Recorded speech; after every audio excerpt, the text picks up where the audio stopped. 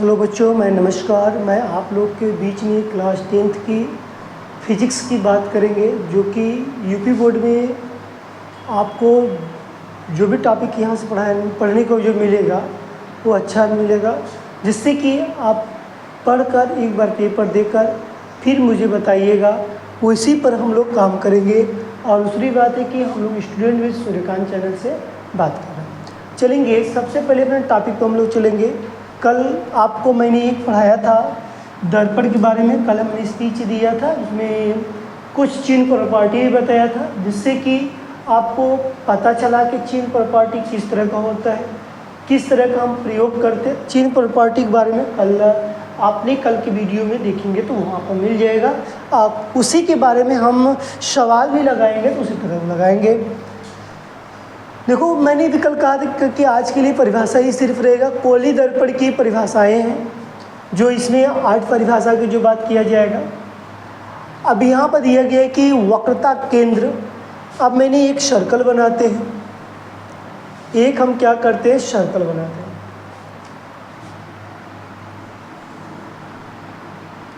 ठीक, ये मेरे पास क्या है, सर्कल है।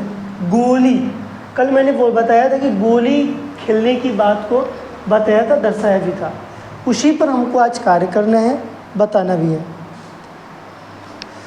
गोली की यदि बात करते हैं, गोली हमारे पास जो दिया गया है, गोली की यहाँ बोला गया गोली, लिखा गया परिभाषा, कुछ परिभाषाएं डिफिनेशन कुछ सेम होंगी, जिससे कि आपको इजी लगेगा। उस गोले के केंद्र को, इसमें भी देखो लिखा गया उस गोले की त्रिज्या को। यहाँ पर केंद्र की बात किया गया है, यहाँ पर त्रिज्या की बात किया गया है, बाकी रिमाइंडर सेम है। कोई यहाँ भी कोई यहाँ, बस इसका अंतर थोड़ा सा अलग है। यहाँ पर देखो की है, यहाँ पर के, ध्यान देना। जिसका दर्पण का एक भाग है, इसमें भी लिखा है जिसका कि दर्पण का एक भाग, सेम है कि नहीं। इसी तरह हम इसको कहते हैं वक्रता केंद्र कहते हैं, यहाँ पर वक्रता त्रिज्या कहते हैं। कोई पूछेगा डिफिनीशन तो बता सकते हैं कि उस गोले के केंद्र को जिसकी या जिसका एक दर्पण का एक भाग, दर्पण ले लो, दर्पण का कोई एक भाग, मतलब मैंने बताया कि मेरे पास ये गोली दर्पण है, मैंने यहाँ पर एक बना दिया और इसके मिड में ये वक्रता केंद्र है, ये ध्रुव है। क्या है, ध्रुव है। इसको हम मानेंगे M1, इसको मानेंगे हम M2। इसके अंदर के भाग को हम कहते हैं परावर्तक। परावर्तक क्या है, परावर्तक, क्योंकि परावर्तक की बात ही करता है। जो परावर्तक क्या है, तल की बात है, परावर्तक तल होता है, परावर्तक तल की बात करता है। एक कलई वाला भाग है, ये क्या है, कलई, कलई किया हुआ, कलई किया हुआ,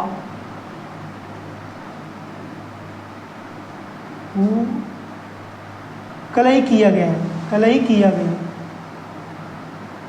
ठीक, हुआ भी लिख सकते हैं, ठीक है। कलई किया गया तल, ये भी बोल दो, कलई किया गया तल। ये मुझे पता चला कि अंदर की भाग को क्या, परावर्तक तल। ये मेरे पास वक्रता केंद्र, ये मेरे पास ध्रुव। अब यहाँ से हम सीखेंगे सबसे पहले कि इसकी परिभाषा के अनुसार कि वक्रता केंद्र किसे कहते हैं। सबसे पहले वक्रता केंद्र की बात करो तो हम बताएंगे कि उस गोले के केंद्र को, उस गोले के केंद्र को जिसका कि दर्पण का एक भाग है, जिसका एक दर्पण का भाग है, उसे वक्रता केंद्र कहते हैं। उसे क्या कहते हैं, वक्रता केंद्र कहते हैं। वक्रता त्रिज्या क्या होती है, उस गोले की त्रिज्या को जिसका दर्पण का एक भाग हो, कोई एक त्रिज्या है जिस ये गोले की त्रिज्या को जिसका कि दर्पण का एक भाग है, उसी को वक्रता की त्रिज्या कहते हैं, जिसको CP से दर्शाए। इसे यहाँ पर लिख सकते हो इसे CP को हम लिख सकते हैं कैपिटल R। ये भी बात यहाँ पर लिख सकते हैं। क्यों? क्योंकि C क्या है? वक्रता केंद्र। P क्या है? हमारे पास ध्रुव। CP को हम क्या लिख सकते हैं? कैपिटल R, जो कि वक्रता त्रिज्या बोला गया। उस गोले की त्रिज्या, कल के वीडियो में बताया था कि उस गोले की त्रिज्या को, जिसका दर्पण का एक भाग है, गोले की त्रिज्या एक दर्पण का भाग है, उसी को हम क्या कह सकते हैं? वक्रता त्रिज्या कहते हैं। CP बराबर R। CP क्या है? तो कहोगे C वक्रता केंद्र, P ध्रुव है, इसी को बीच की जो दूरी है, इसके जो P की जो दूरी है, इसे हमने किसे दर्शाया? R से। इसी का नाम पड़ गया वक्रता त्रिज्या। अब ये कहेंगे भैया ऊपर वाले को किससे दर्शाएंगे? C से। ऊपर वाले को इसे C से प्रदर्शित करते हैं। इसे C से प्रदर्शित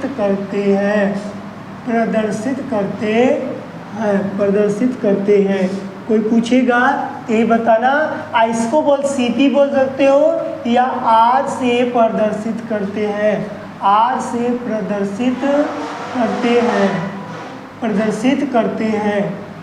यहाँ पर इस तरह के लिए प्रश्न बनता है। हम इसी पर, अब वक्रता केंद्र की बात आई, वक्रता केंद्र की तो बात हो गई, वक्रता त्रिज्या की यदि बात की जाती है, तब यहाँ पर मेरे पास जो फोकस आता है 2F आता है। कितने आता है? 2F। यहीं पर हम फोकस वाले में जाकर बता देंगे।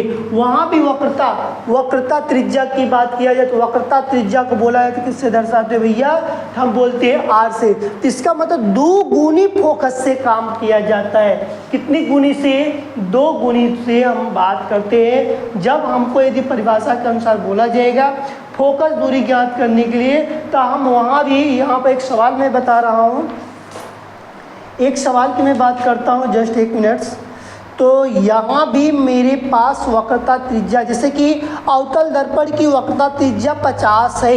अवतल दर्पण की वक्रता त्रिज्या कितनी है? 50 है। तो अब बताओ इसकी फोकस दूरी कितनी हो जाएगी? तो भैया फोकस दूरी नहीं पड़े, आप प्रश्न घुमा कर पूछिए, थोड़ा से ए वाला पूछिए। तो हम बोलेंगे हमारे पास फोकस दूरी 50 सेंटीमीटर दी गई है, हमारी त्रिज्या कितनी हो जाएगी? तो कहोगे भैया फार्मूला के अनुसार रख देंगे, हमको पता चल जाएगा। कैसे? कहें कि अभी जस्ट आपने क्या पूछा, इसमें 50 सेंटीमीटर, 50 F की वैल्यू कितनी, फोकस दूरी कितना दिया है? तो 50। तो हम इस पर रख देंगे 50 गुणे 2 बराबर कितना हो जाएगा? 100। किसकी वैल्यू हो गई? R की। किसकी वैल्यू हो गई? R की। आपको पता चला कि नहीं वक्रता त्रिज्या कितनी रही होगी? इसका मतलब 100 सेंटीमीटर रही हो गई। क्लियर हुआ?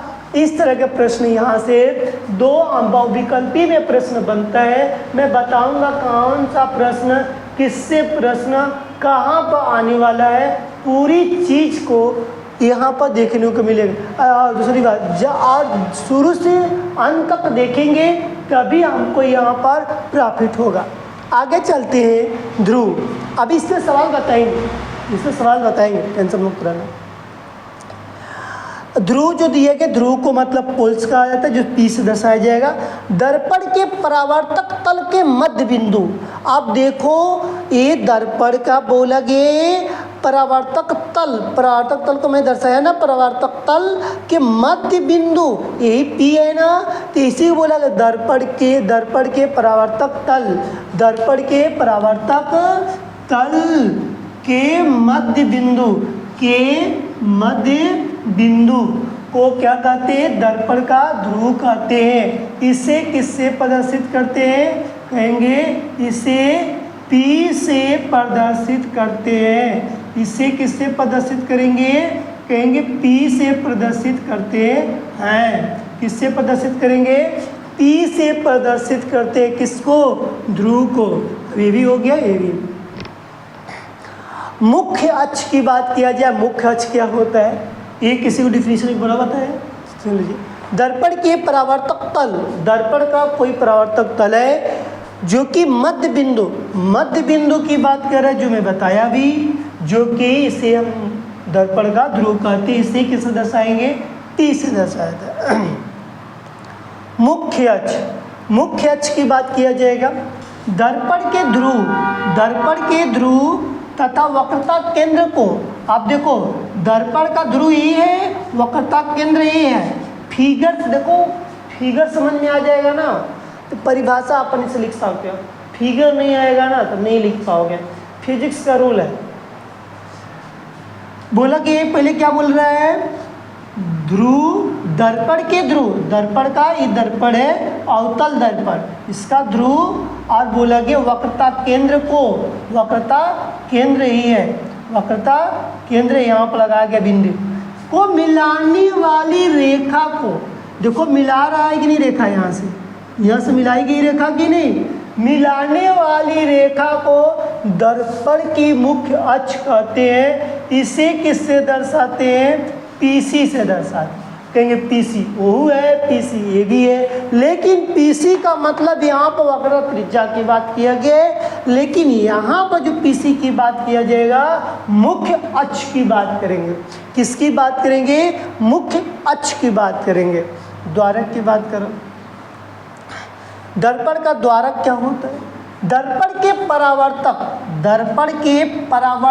तल का व्यास, दर्पण का परावर्तक जो तल है, ये जिसपे परावर्तक जो तल होता है, इसका बोल रहा है भैया, ध्यान से देना, यही बोलेगा अभी जस्ट बोला गया। दर्पण के परावर्तक तल के व्यास, परावर्तक तल का जो व्यास, यहीं से नहीं बढ़ाना बताया गया है, व्यास को क्या कह सकते हो? द्वारक कहते हो। क्या कहेंगे यहाँ पर? द्वारक कहेंगे। किसी को डाउट ही नहीं? एक बार और समझिए, वक्रता त्रिज्या का, वक्रता केंद्र की बात, तो उस गोले के केंद्र को, मतलब यहाँ पर लिखा गया उस गोले के केंद्र को जिसका एक भाग क्या है? दर्पण का है, उसी को वक्रता केंद्र कह सकते हो। उस गोले का त्रिज्या जो होती है, जिसका दर्पण का एक भाग होगा, उसी को वक्रता त्रिज्या कहा जाता है। यहाँ पर CP बराबर R लिखा गया, मतलब वक्रता त्रिज्या को दर्शा रहा है। और यहाँ पर ध्रुव की बात करेंगे तो दर्पण के परावर्तक तल ये है, इसको मैं बताया, जो कि इसके बोला कि मध्य में मिड में यही आएगा P और C। P क्या है? ध्रुव। C क्या है? वक्रता केंद्र, जो कि मिलाया जाएगा रेखा, उसी को ध्रुव का मुख्य अक्ष कह सकते हैं, जो कि मुख्य अक्ष की बात किया गया। अब हमारे पास जो दिया गया है कि द्वारक, तो दर्पण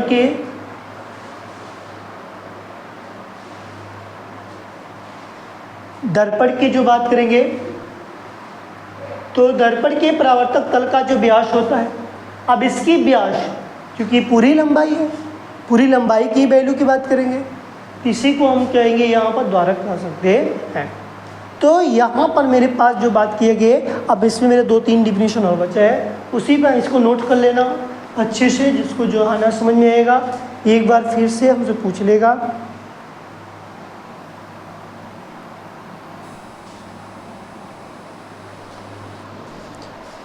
देखो भाई, यहाँ पर हम लोग जो बात कर रहे थे, जो पढ़ रहे थे, तो जो परिभाषा में अभी जस्ट हमने देखा कि 5 परिभाषाओं का वर्णन किया गया अभी जस्ट, उस पर डायग्राम के अनुसार देखा गया। सेम उसी तरह ही यहाँ भी है। मुख्य फोकस दूरी, फोकस तल, ये क्या होता है, तो यहाँ भी इसकी डायग्राम के अनुसार हम चेक करके बता सकते हैं। जैसे सिंपल से डायग्राम बनाया जाए, देखो इस तरह का डायग्राम खींचा करो। डायग्राम जब तक देखो नहीं आएगा इसमें ना, तब तक बेमजा है। ये मेरे पास मुख्य अक्ष होता है। क्या होता है? मुख्य अक्ष होता है। ये मेरे पास क्या होता है? ध्रुव होता है। क्या होता है? ध्रुव। इसको हम लोग दर्शाते हैं M1 से, इसको दर्शाते हैं M2 से, ठीक है। अब इसमें मेरे पास कोई किरण जा रही है, हमसे टकराएगी तो किसी एक बिंदु पर जाएगी, फिर गई मेरे पास है कोई लिया, फिर गई, फिर टकरा गई। इसी तरह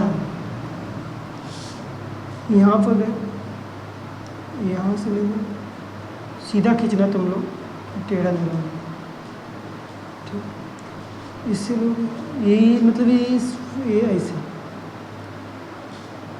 जिस बिंदु पर, अभी इसके बारे में जस्ट भी बात करने वाले, ये मेरे पास जो बोला जाएगा जिसको यफ, ये यफ होगा।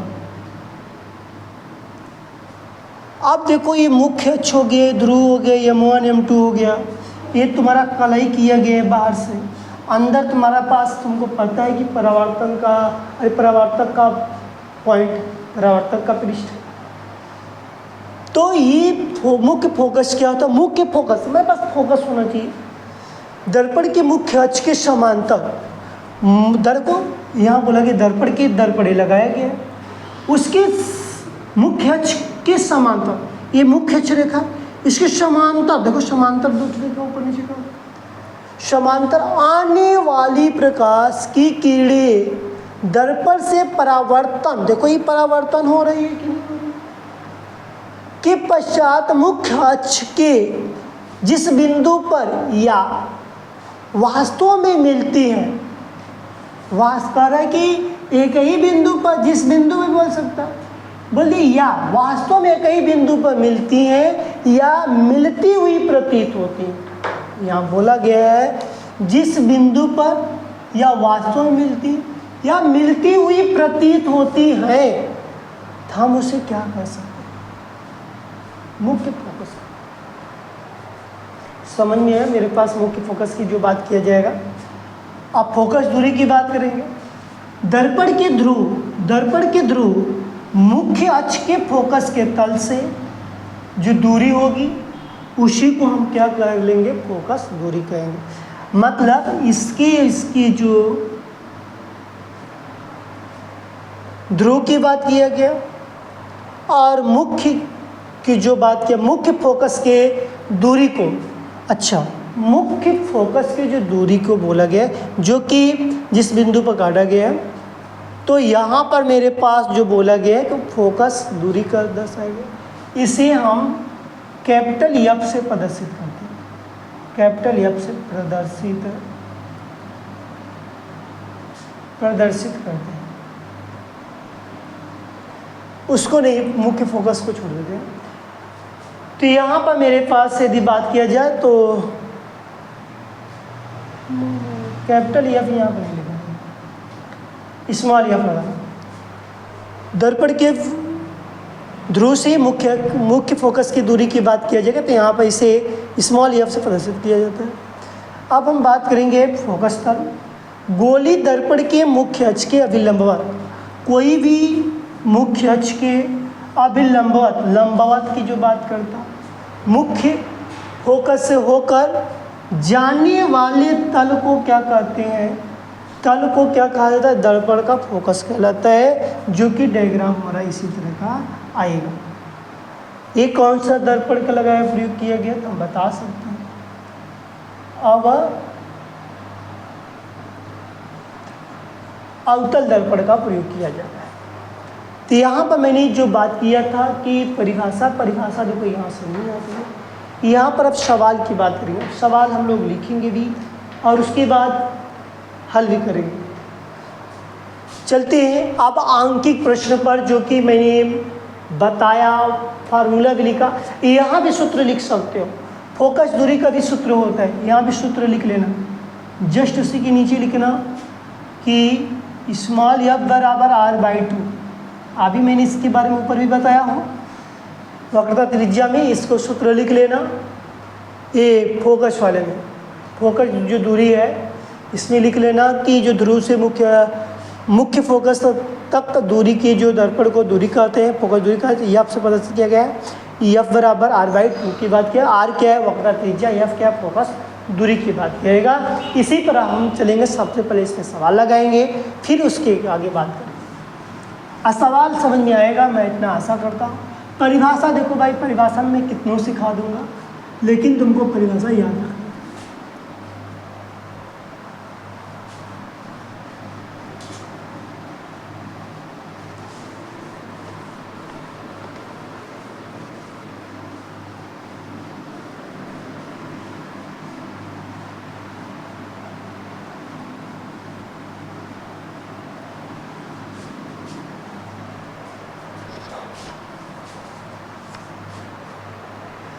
सबसे ऊपर सूत्र लिख लेंगे हम,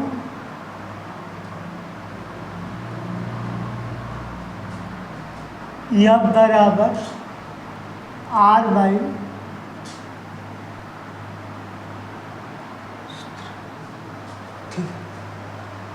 R/2 होता है। अब यहाँ पर हम लोग आंकिक प्रश्न,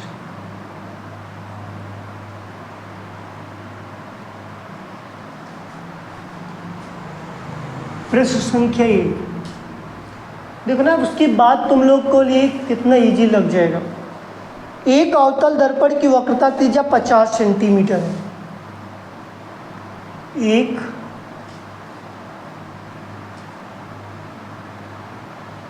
अवतल दर्पण की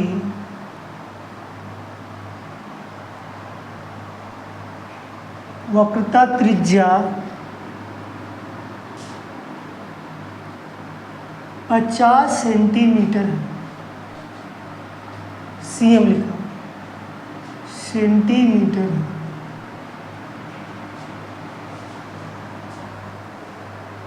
इस अवतल दर्पण की फोकस दूरी ज्ञात कीजिए। इस अवतल दर्पण की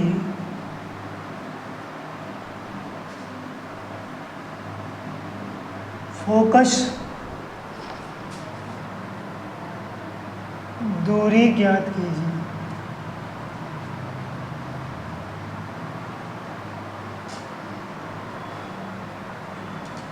एक प्रश्न और, एक उत्तल लेंस की फोकस दूरी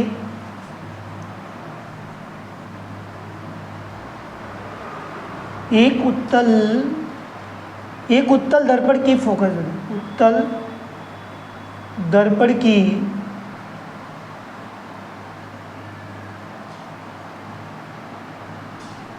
फोकस दूरी 15 सेंटीमीटर है।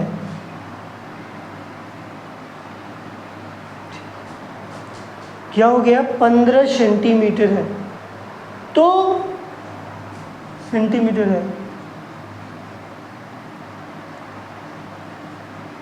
उस उत्तल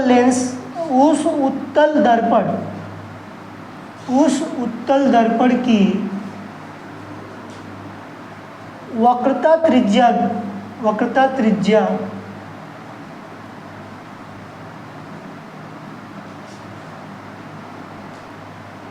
ज्ञात कीजिए।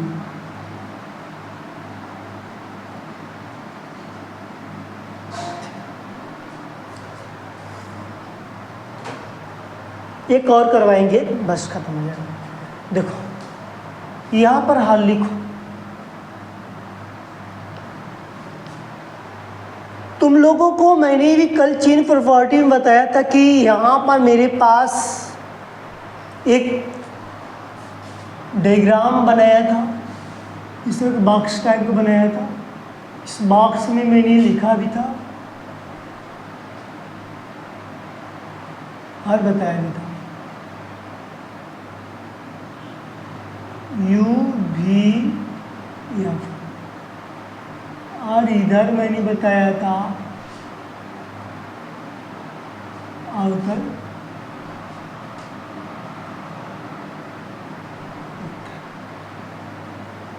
इससे बताया था minus minus plus,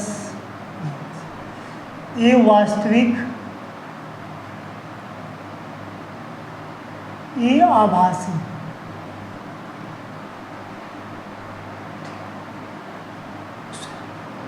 minus plus plus,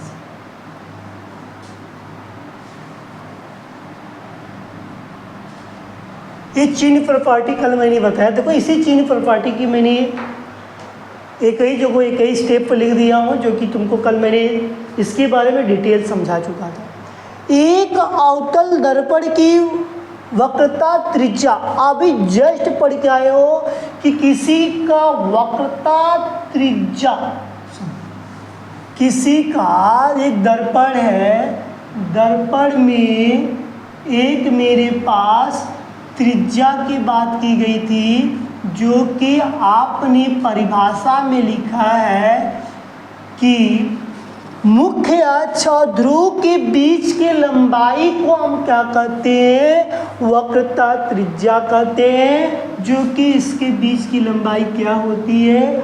are की बात की गई थी, जो कि अभी जस्ट आपके पास डायग्राम भी अब उपस्थित हो गया है। यहाँ पर एक कौन सा दर्पण है? हम बोलेंगे कि भैया ये मेरे पास अवतल दर्पण है। कौन सा दर्पण है? अवतल दर्पण है। कौन सा है? अवतल दर्पण है।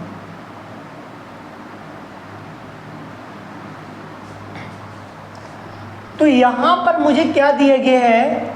50 सेंटीमीटर। इसका मतलब R बराबर 50 सेंटीमीटर दिया गया। तो कौन सा दर्पण दिया गया यहाँ पर? अवतल दर्पण, माइनस लगेगा।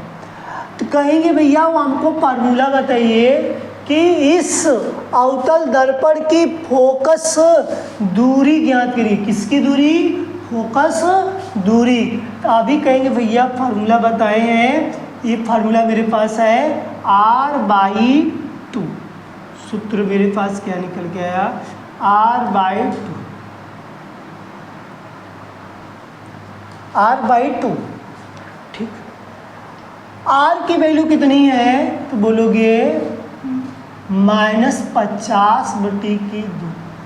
R की वैल्यू -50, 2 हो गया, 2 से काटो, 2 दूनी के 4, 2 5 1 बचेगा।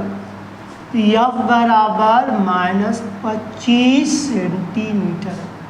ये मेरे पास आंसर। कोई डाउट? Any doubts?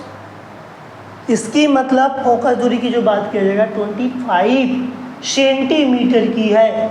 कितनी है? 25 सेंटीमीटर की है।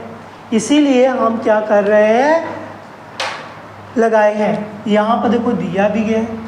एक अवतल दर्पण की बात किया, तुमको समझ में आया, चलो ठीक, चल गया। फिर बोला गया कि मेरे पास एक 50 सेंटीमीटर की क्या दिया गया है? वक्रता त्रिज्या, वक्र दिया गया है। आज दूसरी बात देखो, एक बात ध्यान देना कि चिन्ह प्रॉपर्टी जब तक याद नहीं रहेगा तब तक तुम कुछ नहीं कर पाओगे। जैसे कि मैं यहाँ पर बताया हूँ कि चिन्ह प्रॉपर्टी में u भी f का जो मान होता है वो किसके अनुसार रखा गया है? अवतल दर्पण के अनुसार, उत्तल दर्पण के भी अनुसार। इसी में मैंने बताया था कि तुम लोगों को कि अच्छे से काम करना है, अन्यथा नहीं है तो क्या दिक्कत परेशानी हो सकती है।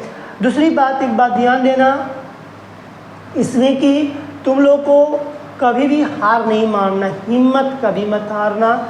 हम आपके साथ जुड़े रहेंगे शुरू से अंत तक। दूसरी बात है कि यहाँ से यदि आपके पेपर में आता है तो 1 अंक या 2 अंक की बात करूँगा, आप लिख लीजिए, अपनी कॉपी में लिख लीजिए। यहाँ से निर्धारित मैं करता हूँ बोर्ड के आधार पर यहाँ से 1 अंक या 2 अंक जरूर मिलता है। यहाँ पर मैं लिख भी देता हूँ इस टॉपिक से। अभी जो मैं सवाल पढ़ रहे हैं आंकिक प्रश्न, यहाँ पर यहीं से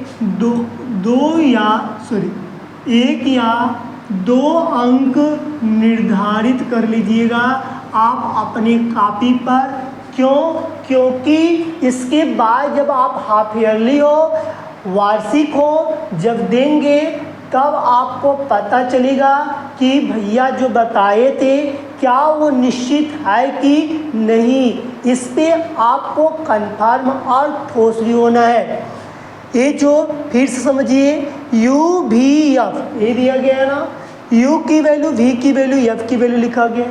अवतल दर्पण में कहाँ प्रयोग करना है, कैसे? जैसे मैंने बताया था आपके बीच में कि अवतल दर्पण का प्रयोग सदैव में 6 रूल पढ़ाया था कल मैंने, वहाँ पर बताया भी था 6 रूल। उत्तल दर्पण कभी रोका हूँ, उसको लास्ट में ख़त्म होते होते उसको बता देंगे। आप उसके बाद बता देना, किसी को पूछेगा बता देना कि भैया मेरे बताए थे और मैं स्टूडेंट विथ सूर्यकांत चैनल से पढ़ा था, जिससे कि हमको कभी इसके बारे में कोई व्यक्ति किसी तरह सवाल घुमा के पूछ देगा, हम अन्यथा बता देंगे, कोई दिक्कत नहीं है। इसीलिए मैं बोला कि 1 अंक या 2 अंक निर्धारित है, निश्चित है इस सवाल पर। चलिए अब तो मैंने इसके बारे में समझा दिया कि ऑर्थोवक्र त्रिज्या जो दिया 50 सेंटीमीटर और फोकस दूरी ज्ञात करने के लिए इस तरह की। अब देखो उत्तल दर्पण के दिए गए यहाँ पर है, यहाँ पर फोकस दूरी पूछा गया है, लेकिन यहाँ पर मेरे पास वक्रता त्रिज्या की बात बोला गया। इससे ज़्यादा तुमको पेपर में सवाल ही मत लगाना, इसी चीज़ को बार बार रिपीट करना, फिर मुझे आकर बता देना कि भैया जो बताए वो नहीं है, तब मैं मान लूँगा। तो यहाँ पर मुझसे क्या दिया गया है, एफ की वैल्यू कितनी दी गई है, 15 सेंटीमीटर। बोलो किसकी वैल्यू दी गई है, क्योंकि भैया अवतल दर्पण में इसके साथ क्या लिखेगा, नोट कर लो अपने कॉपी में, आर की वैल्यू यदि दिया जाए यहाँ पर माइनस, यहाँ पर प्लस करना है। नोट कर लो अपने कॉपी में, यहाँ पर तुम्हारे पास माइनस रहेगा अवतल में और हमारे पास उत्तल में प्लस हो जाएगा। नोट कर लो, तुम्हारे लिए अच्छा साबित होने वाला है। r/2 फार्मूला एक ही है। यहाँ पर बोलोगे कैसे लगाए, हमको एफ की वैल्यू कितनी दी गई है, 15 दी गई है, बराबर आर की वैल्यू दिया है नहीं। अब तुमसे क्या पूछा गया, यहाँ पर तुमसे क्या पूछा गया था, आर पूछा गया था। यहाँ पर 2 3 मल्टीप्लाई कर दो, 15 गुणे 2 बराबर आर, 15 दूना के 30, किसकी वैल्यू आई, आर की वैल्यू 30 सेंटीमीटर आई। किसी को डाउट्स? तो ये हमारे पास इससे ज़्यादा सवाल नहीं पूछा जाता है। ये मैं तुमको दोनों चीज़ बता दिया, फोकस दूरी भी निकाल दिया, वक्रता त्रिज्या भी निकाल के बता दिया, जिससे कि तुमको लगे कि जो मैं टॉपिक पढ़ूं, जो मैं पढ़ता हूं, क्या मेरे पास आता है या नहीं आता है, मैं सारा चीज़ बताऊंगा। यहीं से तुम्हारे पास कंप्लीट होगा।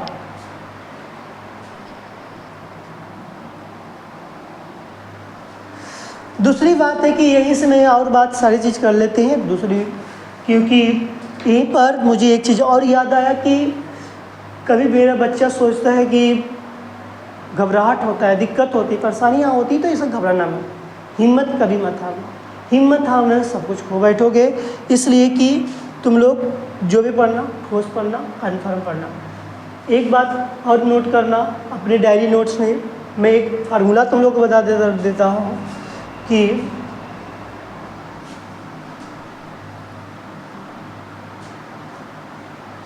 ये चीज़ अपने जीवन में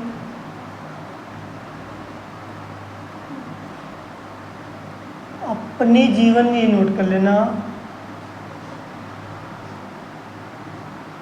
A B C,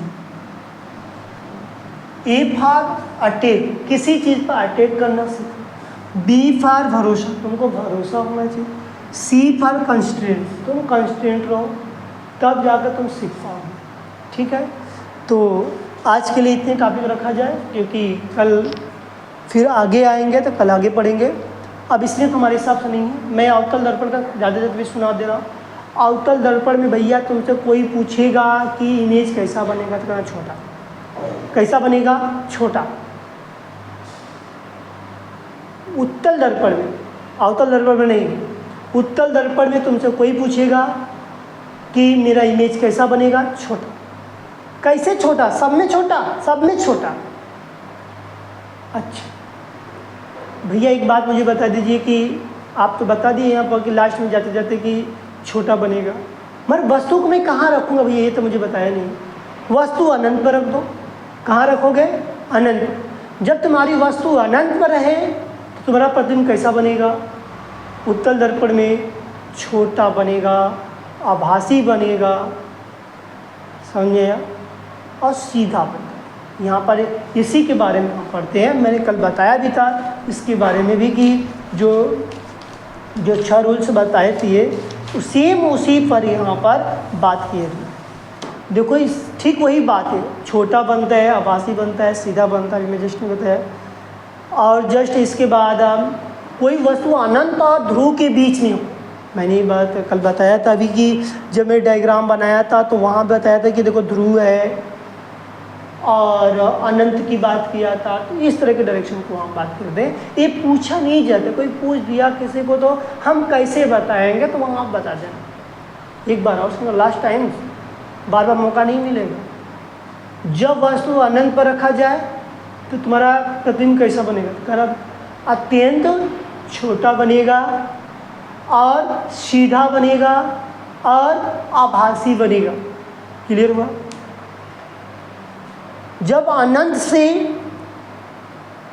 से ध्रुव के बीच में रखा जाए, अनंत से जब ध्रुव के बीच में रखा जाए तब तुम्हारा प्रतिबिंब कहाँ बनेगा, तब कहना कि मेरा प्रतिबिंब छोटा बनेगा, सीधा बनेगा और आभासी बनेगा।